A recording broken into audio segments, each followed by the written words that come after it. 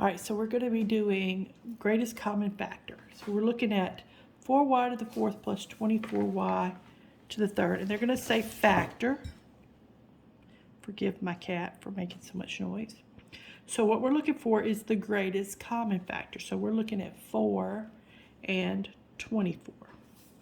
Now, 4 is 2 times 2, and 24 is 4 times 6. Now, I'm going to not go any farther because I noticed that they're both divisible by 4. So I'm going to factor out of 4. Now, we're doing greatest common factor. So common factor means that it has to be a factor, and it has to be less than, smaller. So when we're doing letters, we're going to look for the greatest common factor, which we're going to look for the common letter with the lowest exponent. So the common letter is y. We have y to the fourth and y to the third, so the smallest one is 3. So now we're going to do 4 goes into 4 one time. 3 from 4 is 1. I had 4, and I took 3 away, so I'm left with 1. 4 goes into 24 6 times. I had 3, and I took 3 away, so I don't have any. Now, technically, our answer is 4y cubed times y plus 6. Okay. So let's look at another problem. We're going to look at 6x cubed minus 9x squared plus 12x. Okay. So now we're looking at 6x cubed, 9x squared, and 12x. We're looking at 6, 9, and 12.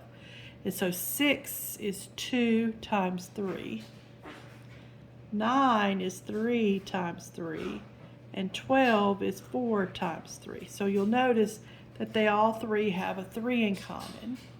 So we're going to factor out a 3. We're looking at x cubed, x squared, x. So we're just going to take an x. 3 goes into 6 2 times.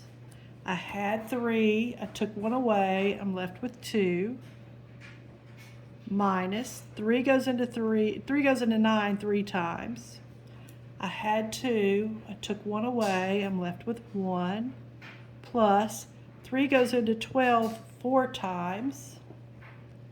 I had 1. I took 1 away. I have none. So there's my answer. And we can always check these answers by multiplying them back out. All right.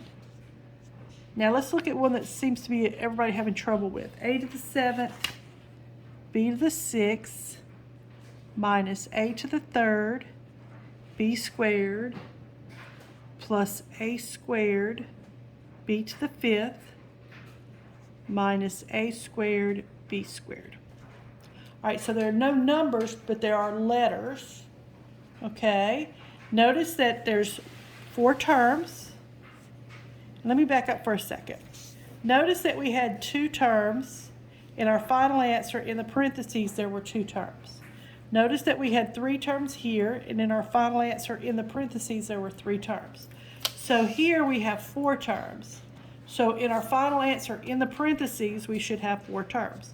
We're looking, there's an AB, AB, AB, AB. They all have A's and B's, okay? So I know I need an A and I know I need a B. But now I got to get the smaller exponent. So 7, 3, 2, and 2, that would be 2.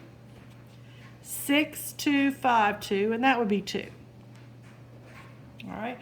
Now I had 7 A's in that first problem. So 7 A's. And I'm taking away 2, I'm left with a to the 5th. All right, I had 6 B's right there, see 6 B's. And I'm taking away 2, 1, 2, so I'm left with 4 B's. Minus, I had 3 A's.